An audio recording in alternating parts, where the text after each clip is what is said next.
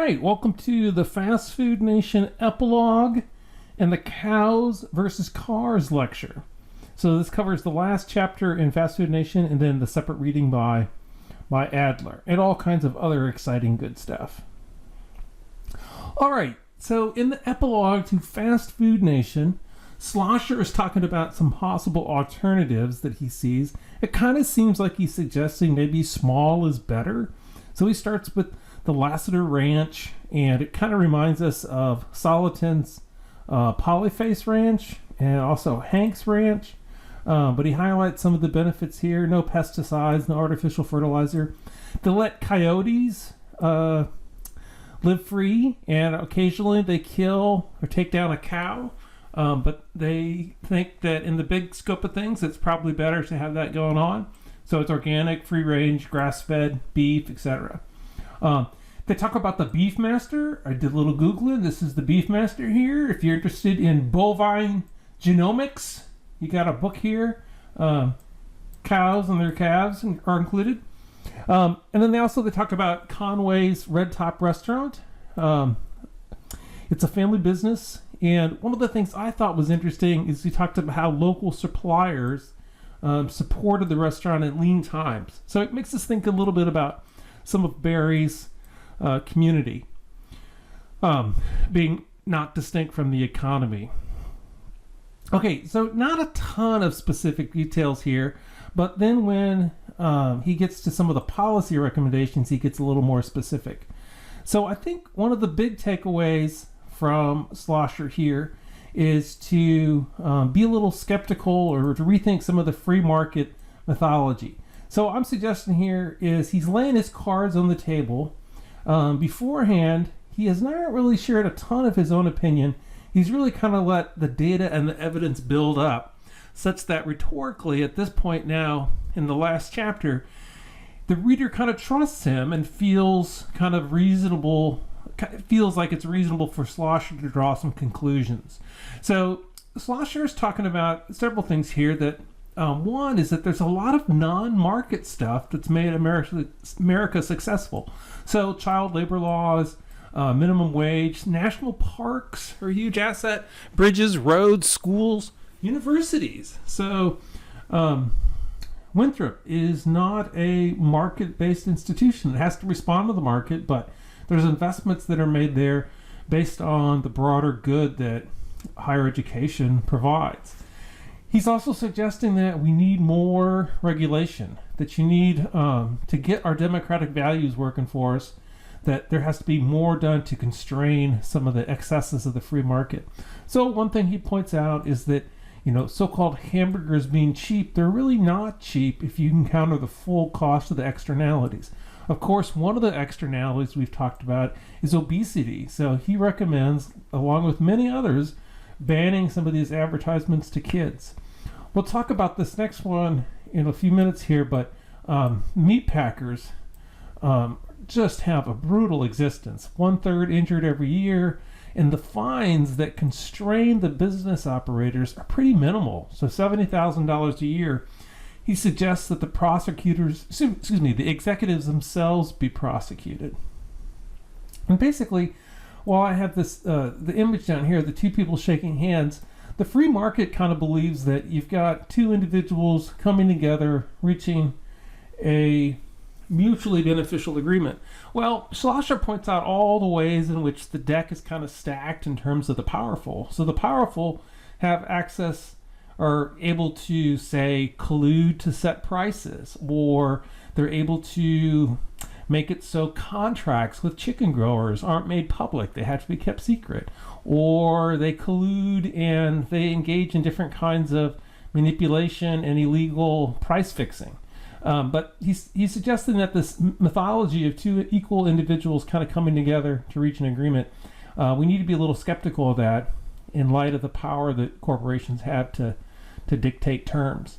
So he wants to do things like cut some of the bogus tax breaks, make sure that we're fully funding education so they don't have to look to private companies to provide revenue, and that we do more to enforce food safety.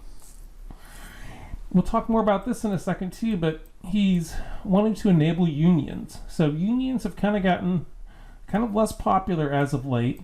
And many people really have never lived in a way where they've seen what unions can do. But his basic point is you need some kind of countervailing force to balance out the power of the corporation, and that unions are one place to look. Now, the last point I would make is that he talks about each of us individually not buying fast food. I think it's slightly ironic that he makes that suggestion, in that he's given you the full list of reasons why things are the way they are because of these larger systemic forces that most of us as individuals might have a hard time addressing. So I personally think it would have made more sense for him to talk about some kind of collective action, people getting together in terms of maybe the Sierra Club or PETA or different groups that are trying to affect political change, or at least some way get engaged in a wider civic kind of world. But I think one take I would suggest is that Schlosser kind of falls into that idea that you want to make sure each individual feels they can do something as an individual, in spite of his previous attention to some of the systemic realities out there. Okay, so takeaway, questions, some of the free market stuff. All right, so just an update. This was, of course, written in 2001. It is amazing to me how much has not changed. So right now we're experiencing the COVID epidemic, and because of the power that these corporations have and the support they have from the Trump administration, they've been, by and large, workers have been forced to continue working in these meat processing plants, and some 44,000 workers have become infected. So outbreaks in Nebraska, Iowa, South Dakota, all over the Midwest. So that Schlosser, I don't think, would be surprised at all. And then there's some heartbreaking stories, again, speaking to the kind of uneven power relationships. There's several workers that died at a certain slaughterhouse. Their survivors, their family, went and filed for workers' compensation benefits. That's something all workers and the companies pay into to have a fund when bad things happen, that they can support those injured workers or their families. The company has denied all these claims and are arguing that the workers didn't get infected at the plants. So that's one of those things that's kind of hard to prove, but if you look at the epidemiology on the ground, the facts, it's pretty hard to believe that those workers didn't get it at the factory, and it's pretty amazing that the company is refusing to pay that. One interesting thing is when you try to look at what percent of the claims are getting paid and all that, there's not even reporting requirements that force these companies to say exactly what's happened and what they're doing about it. So it's hard for journalists to really track what's going on. So that's part of the story there, and not giving full access about what's going on inside their plants. And then there's this broke just a few days ago. Sad commentary. But you had these managers that were telling workers that they had to keep working. And at the same time, they were taking bets on, had a cash pool, trying to determine or guessing at how many workers would ultimately get sick with COVID. So at this one particular plant where people were forced to continue working despite the COVID risks, 1,000 got sick, almost 1 out of 3 workers, 5+ died. Supervisors, among others, were forced to attend even if they were sick. So I think Schlosser would not be surprised that 20 years later, the dynamics are largely the same in the industry here that he talked about. All right, so just a quick aside, what motivates change? So I think one analogy we can look to is the civil rights movement. That took a kind of downtrodden, oppressed people and kind of changed public opinion about what kind of rights they should have. That battle is still ongoing, of course, but one thing I would suggest here, just going back to some of our earlier work and thinking about values, that if you back this conformity, tradition, security kind of stuff, you might be inclined to not question the wrongs that are going on in your society. But one of the themes that John Lewis talked about, civil rights leader, congressman, just died recently, is this idea of getting into good trouble. So this kind of history of civil disobedience that goes back to Gandhi and Thoreau and others who are willing to stand up and challenge things that they didn't think were right.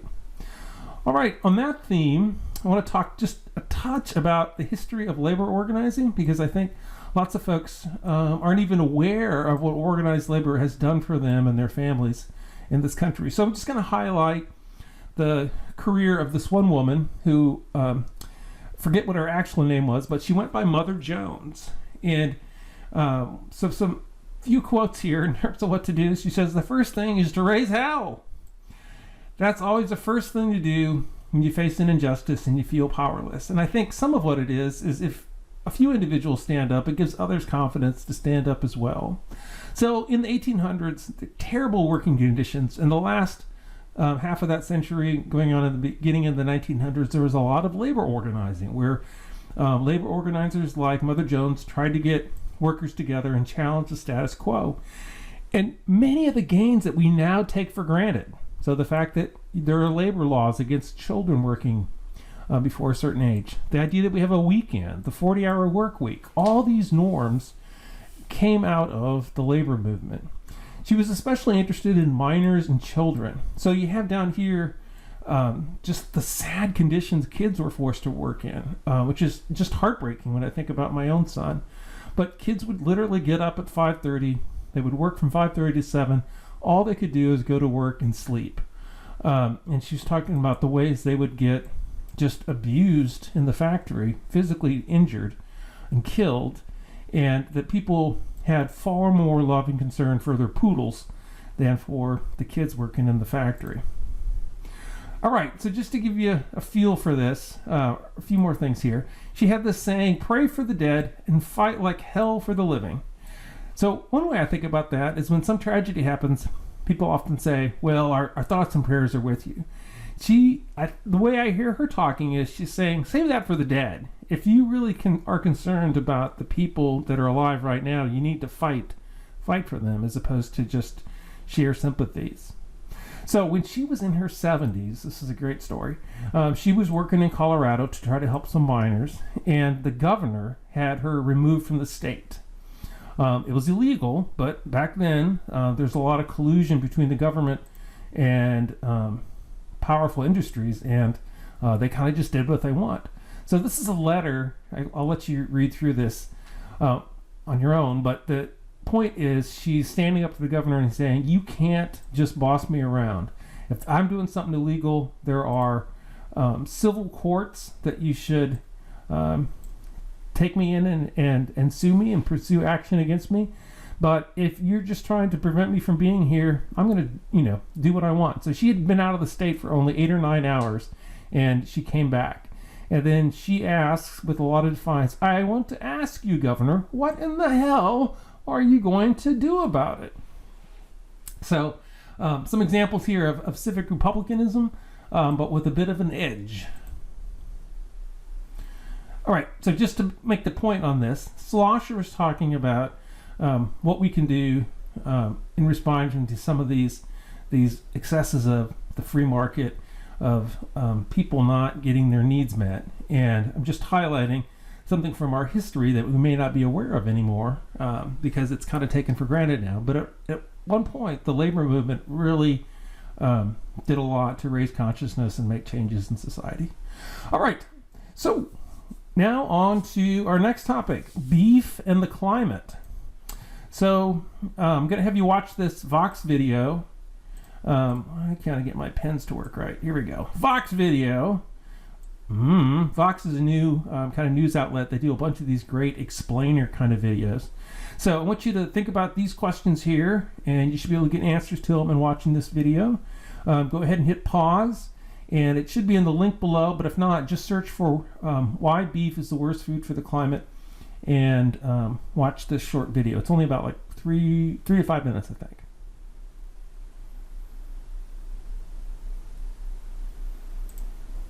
Okay, welcome back. So just to hit a few highlights, they're talking about the methane produced by cows. 95% comes out of the front end, and some flatulence is part of the problem, but it's mostly the burping that comes from the rumination. And you see here the methane produced. Buffalo are worse, but beef is really bad. When you get down to the pork and chicken, much less impact in terms of methane produced from those animals because they don't have that ruminant digestive system. Okay, the authors talk about here these different categories: the distribution, animal feed, farming processes, land use changes.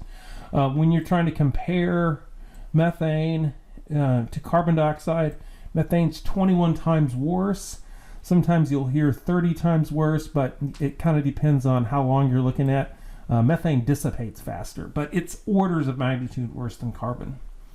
Okay, and then here's basically the same relationship showing that beef is orders of magnitude worse than other meats, and vegetables just have a fraction of the carbon footprint that beef does.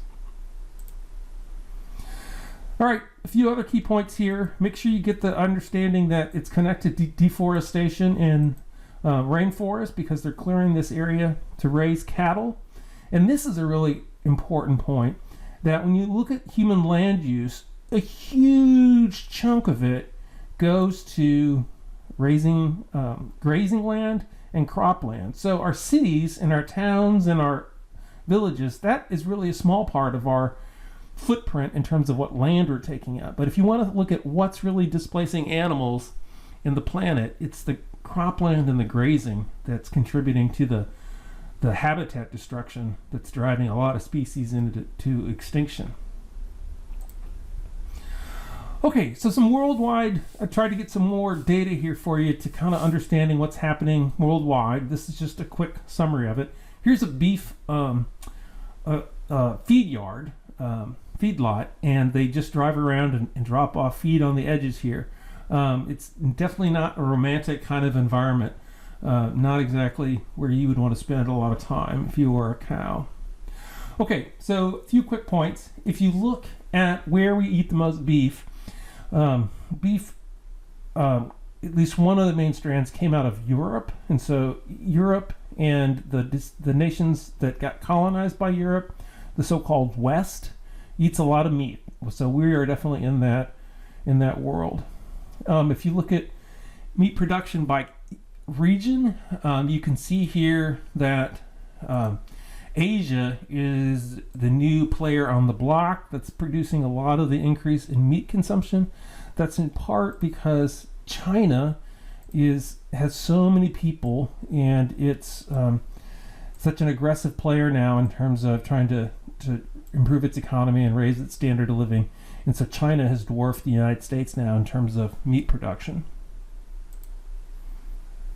And then there's also this relationship. It's an aspirational kind of good. So as people's incomes rise, they want to eat more meat. And so it's understandable, but we just think about as more people in the world, as incomes rise, if everyone wants to eat more meat, this problem's going to get even worse.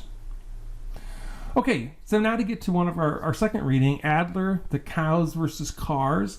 So one of his key points is that it's really hard to talk about meat consumption as being a driver of climate change because it offends people. You're talking about something very personal to them. So this guy, I'm going to try to pronounce his name, don't laugh at me, Rajendra Pachauri. He was the former head of this really important governmental group called the Intergovernmental Panel on Climate Change, IPCC. It's associated with the UN. He was the former head, and he was saying you could get an 18% reduction in global warming gases if people would cut out meat. Now, that's probably not true. That's probably a little high. But he's saying it's the single best thing people could do, and that probably is true in terms of the direct impact you could have. So he was a vegetarian, so it wasn't really hard for him to make that claim. Now, also, he was kind of apparently somebody who did some sexual harassment and kind of got fired for that. That's a different story. But when he made this claim, Boris Johnson Mr. kind of strange hair, he's now a British Prime Minister, he declared that the whole proposition is so irritating that I'm almost minded to eat more meat in response. And that might be because some of the tasty British dishes, meat dishes they have, with great names like bangers and mash. So if you have that as an option, you too might be more committed to meat. But anyway, the point is, it's a contentious issue because it addresses people at a very personal level. Okay, so the other thing that's fascinating about this is it's contested. In other words, people disagree. There's fighting over the impact that meat has on the climate. So part of the issue is, what are you going to include? So there's the cow methane itself and the manure, but do you include the transportation of cows? What about the transportation of the crops that are fed to the cows? What about the deforestation for the grazing going on in the Amazon and other parts of the world? The fertilization for crops. Fertilizer is very carbon intensive to produce, and it also produces nitrogen related pollution after the fact. All the fossil fuels you use to make the crops. So could you get to 18%? Well, the best evidence is probably not that high. So the EPA puts it at least back when this was written, 7.56%. Meat was maybe half of that. The American Meat Institute, which has a pretty manly looking logo, I think, said that's about right. Other organizations like PETA would suggest, if you really look at the UN data, it's more like 10 to 11% of greenhouse warming is attributed to cows. So there's some political fighting over what seems like a good estimate. There's also the extent to which Adler's also talking about the extent to which the environmental groups have been cowed. Notice the astute use of the pun word there. So if you look at the past, the Senate committee, a Senate committee at one point tried to recommend less meat and dairy. They kind of had their head taken off. They came up instead with this kind of confusing language that we need to reduce saturated fat consumption. One of the main politicians there, one of the senators, got defeated by the meat industry after that. So in the past, it hasn't worked out so well, and the Sierra Club and others like the National Resource Defense Council have in general not really pushed the anti-meat thing. And part of what's going on is they need people on the ground who can be their allies. And hunters and ranchers are both people that they would really like to count as their allies, because those groups both of those groups benefit from healthy ecosystems, and both of them work with animals. And Sierra Club politically needs them on their side. In part, those groups also are going to tend to be more conservative, kind of lean Republican. So for political reasons there, the Sierra Club doesn't want to annoy these potential allies, because if you came out against meat consumption, that might offend some hunters and ranchers. All right. Adler also talks about the subsidies. There's subsidies are this this way in which the government can actually give money to different industries in different kinds of ways. With corn subsidies, they're giving it to farmers to support minimum prices that farmers are going to get for their products. But there's all kinds of complicated computations and assumptions that have to be made in how you calculate those corn subsidies, and a lot of people will say that they're really not encouraging the kind of production that we would like. So at any rate, there's a lot of corn produced. Many people would say it's overproduced, and Adler's arguing that half of that goes to feed cows. Based on my research, I think at this point that's a pretty high estimate, so it's probably more like maybe something like 20% goes to livestock, maybe just 5% goes to cows. So it's not nearly as bad as Adler is describing.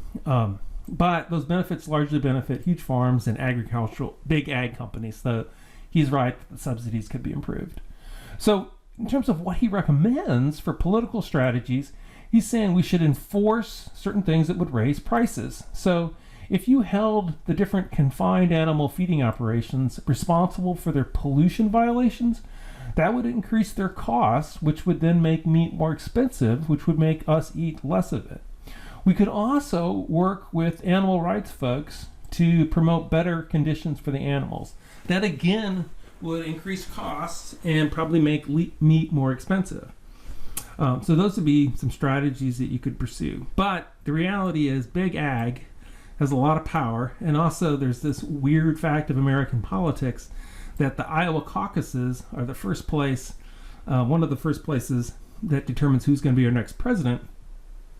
And Iowa is a big corn state, so if you want to mess with the subsidies that largely go to make ethanol, you're going to have some political problems. So it's hard to get that changed. All right, so I just want to spend a little time on beef consumption psychology. Several of these points were mentioned by Adler, and I'll add a few others. So one that he doesn't talk about, but I think is fair to mention, is that meat is likely an evolved preference. So in other words, meat is something in the natural environment that's very calorie dense. It gives you protein and fat, which would be very beneficial in lean kind of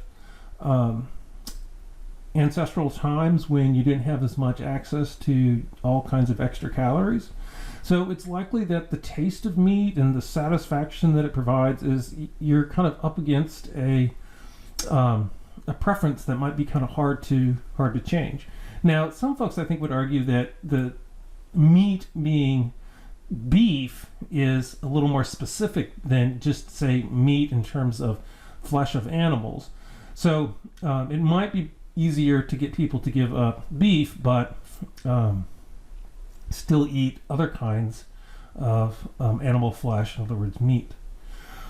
There's also, Adler mentions, a bunch of cultural identity and tradition tied up in meat consumption. So it's kind of the center of a meal. So like at a 4th of July cookout or any kind of event, it's very often that there's some kind of meat as the center of that. And beef in particular has a pretty big role in a lot of different ethnic groups in terms of their recipes and their traditions and all that.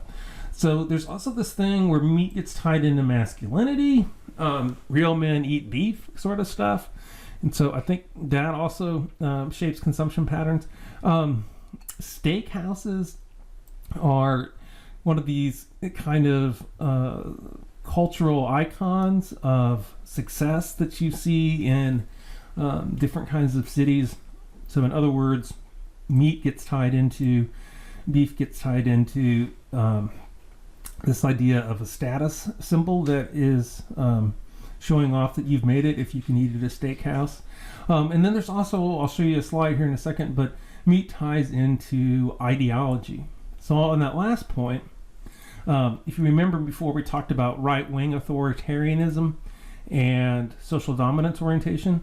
Well, it turns out that both of those political orientations make it more likely that you're in favor of meat consumption and you're okay with animal exploitation.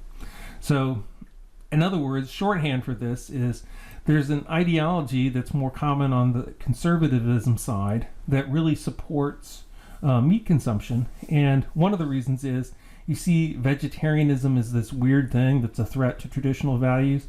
And there's also this other inclination where you want to see humans as superior to other animals. Both of those things lead to more meat consumption. Both of those things lead to meat consumption and some animal exploitation. Okay, then I want to share with you some of the more recent research on the impact of cows. This is one of those, I spent a good time looking at different sources on this. This is one of those things, it's hard to quantify because it kind of depends on what you count as related to beef production and what you count somewhere else. So the short story is, basic relative to Adler's position, is it's probably less impact than Adler was thinking about. Certainly the 18%. It's probably more around 6%, but that's a soft estimate that I'm giving you. One easy takeaway is that the energy sector, which you can include in terms of transportation and all kinds of other stuff I'll show you in a second, that's easily 10 times worse. So certainly have to address that. Corn subsidies are probably not a huge driver. That contradicts Adler a little bit. But beef is still really important. It really affects land use, water use, and it's very calorie inefficient. So it's an expensive way of getting people the calories they need. Okay, so from the World Resource Institute, 2020 data here. I think I've looked at different ways of dividing this up, but this makes sense. That if you think about energy is used by industry, in different kinds of buildings, in transportation, that all that kind of stuff combined is about 3/4 of our greenhouse gases. And then if you look at ag by itself is in the neighborhood of 18%. If you throw in related things like the processing, the packaging, the transportation, and the retail, you can get up to 25%. So it's either 1 to 4 or 1 to 5 in terms of importance relative to energy. And that's ag overall. Livestock is more likely in the 6% range. Okay, so, but if you want to take that 25% and break it out, you can do that.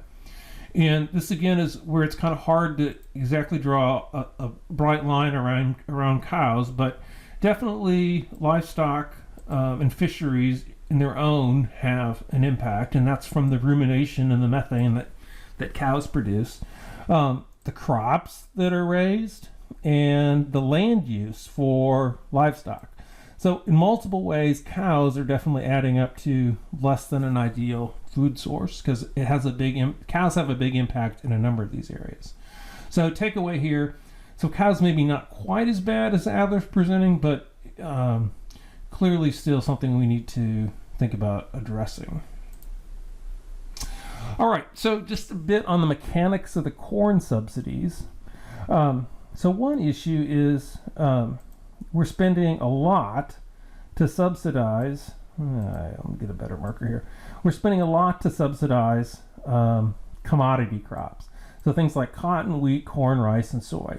So these are not necessarily the good stuff that we want to see people producing. It's the fruits and vegetables where you have the best health benefits, but those get very little subsidies. It's largely been captured by these other commodity crops.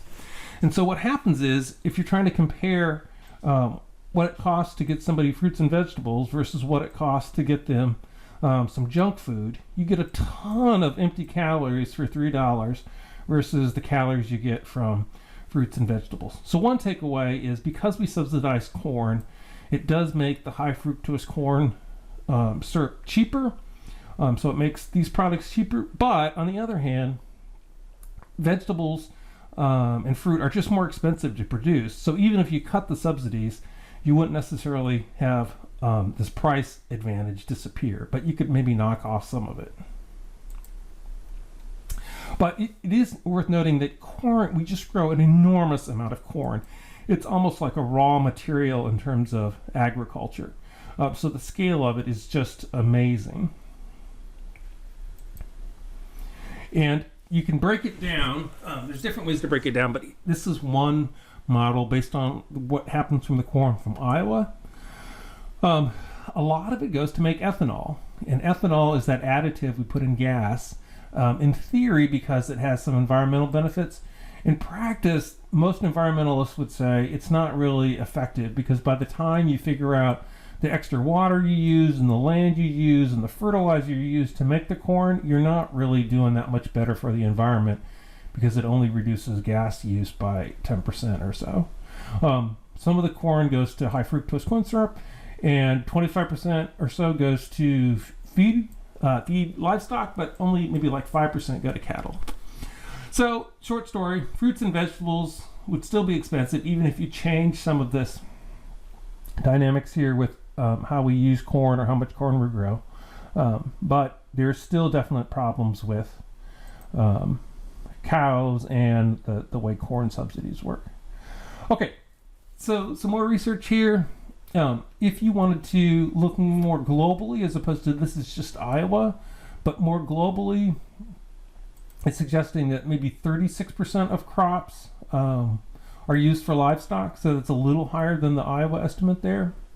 And again, that means that a lot of land is probably not being optimally used if it's being raised to feed livestock. There's probably more efficient ways to do that with a plant-based diet. Okay, and then last but not least, we want to step back and look at the big picture.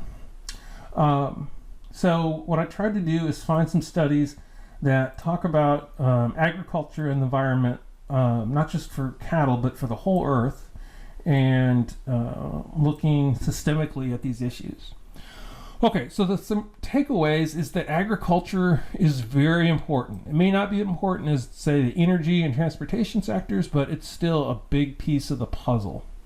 And another thing that we haven't talked about a lot so far, but if you introduce the lens of biodiversity, trying to preserve as many species as we can, and trying to cut down on the rates of extinction that we're having due to global warming and removal of habitats and pollution and all that kind of stuff, then agriculture becomes really crucial as something to address. Because if you can convert some of that farmland back to natural habitat, you really do a lot to preserve biodiversity. So I'll run through those studies, but my conclusions, 2 takeaways here, and this is, again, just me, so take this with a grain of salt, but it's kind of hard to pin down the cow factor because it's part of this complex web and it's kind of hard to draw lines around. But at the end of the day, agriculture is really an important thing that we need to think about. So that means we do need to think about our diets and what kind of diets we're promoting. Okay, so one study I found that was in Science, and Science is one of your top 1 or 2 journals in terms of authoritative status and prestige. So it's a very good source. But it suggests that ag is about 30% of the problem of global warming, and it's a major driver, and these should sound familiar by now, but because of deforestation, you have to cut down trees to make land to graze cattle. Ag uses a lot of fertilizer, which has all kinds of pollution problems and has a large carbon footprint. Ruminative livestock like goats and cows and sheep with the multi-chamber stomachs produce a lot of methane, and there's more people coming onto the planet, and so agriculture is going to have to feed them too, so it's kind of a ticking bomb that we need to take care of. The key recommendations here are if you move people to that plant-rich diet, so they're not saying vegetarian, but if it's more plant-based, you're going to get less of the rumination, which produces the methane, less of the land clearing, and less of the fertilizer use, which they use on the crops to feed to the animals. And a key point they make here is that that less fertilizer use could make a big impact in terms of greenhouse gases. So looking at ag overall, definitely have some changes to make if we want to hit some of these goals that have come out of like the Paris Climate Agreement and whatnot, where we're trying to keep the warming to something that's manageable, 1.5 to 2 degrees Celsius. If we're going to hit that, we have to deal with agriculture.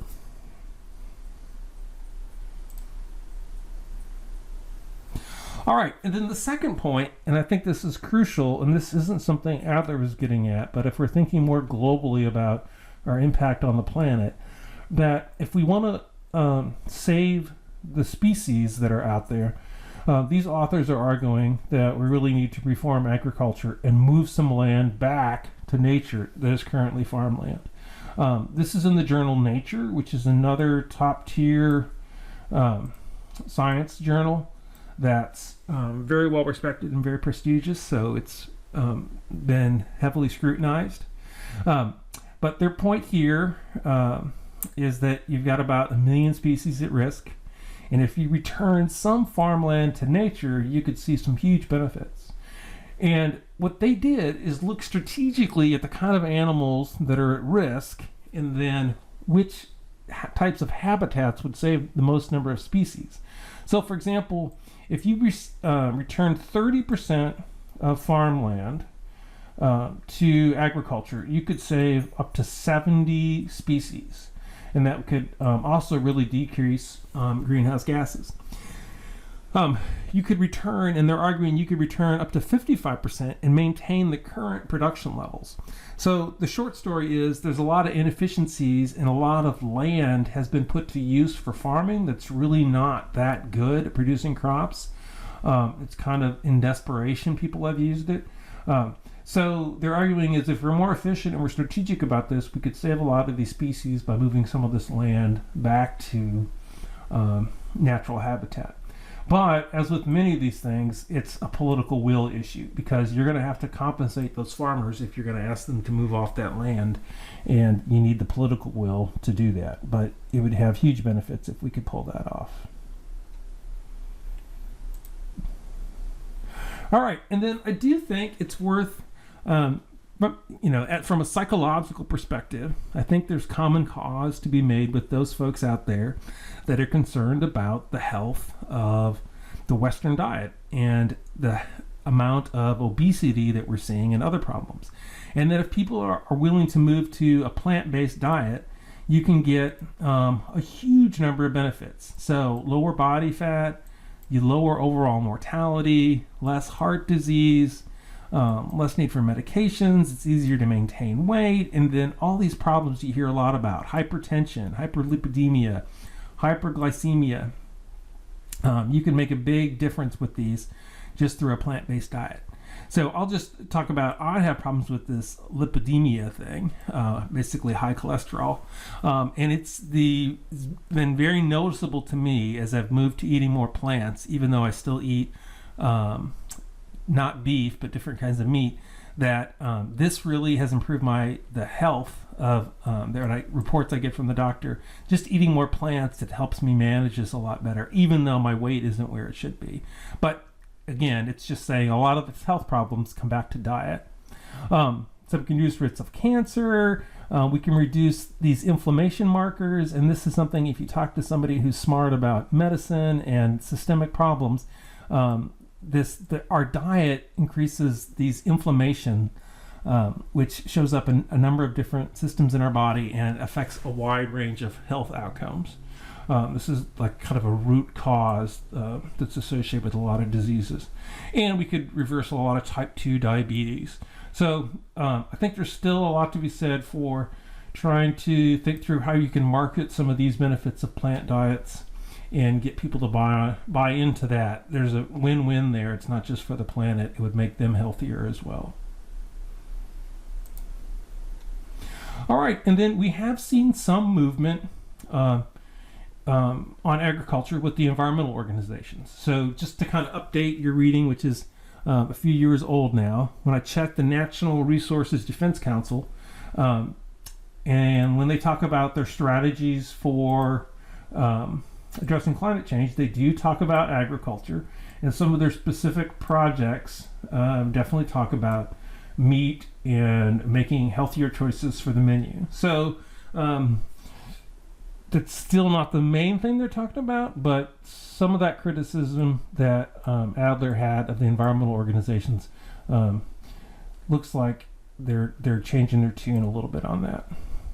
All right, that's it. I'll just mention, I did run across one book here. I didn't read this one, but it's called Cowed, and it looks at the relationship between humans and cattle and how that goes way back. Just a quick aside, if you've heard about lactose intolerance, that's people that aren't good at digesting cow milk. It's, in fact, a weird fluke of our cultural evolutionary history that even some of us can drink cow milk, and that comes from the way that we had livestock herded in northern Europe way back in the day, and some of our ancestors actually developed a tolerance to milk so that they could digest it. But we, like with dogs, have this long entwined evolutionary history with cattle and livestock, and it affects us both, and you can get more on that in this book. Okay, I hope you enjoyed. Thanks for listening. We will see you back in class.